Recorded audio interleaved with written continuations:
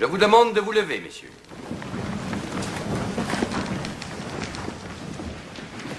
Article 1er.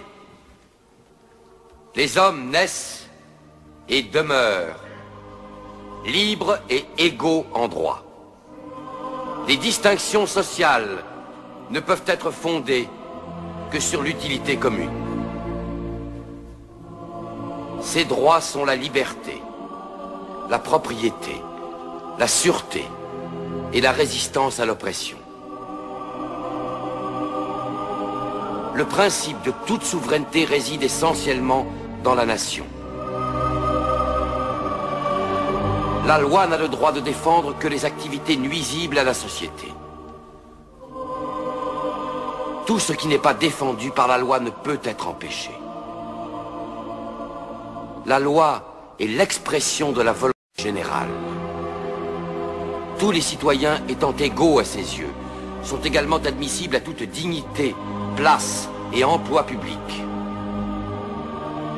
Nul homme ne peut être accusé, arrêté, ni détenu que dans les cas déterminés par la loi. Tout homme est présumé innocent jusqu'à ce qu'il ait été déclaré coupable. Nul ne doit être inquiété pour ses opinions, même religieuses.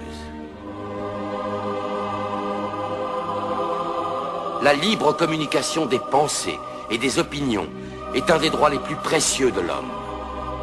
Tout citoyen peut donc parler, écrire, imprimer librement, sauf à répondre de l'abus de cette liberté dans les cas déterminés par la loi.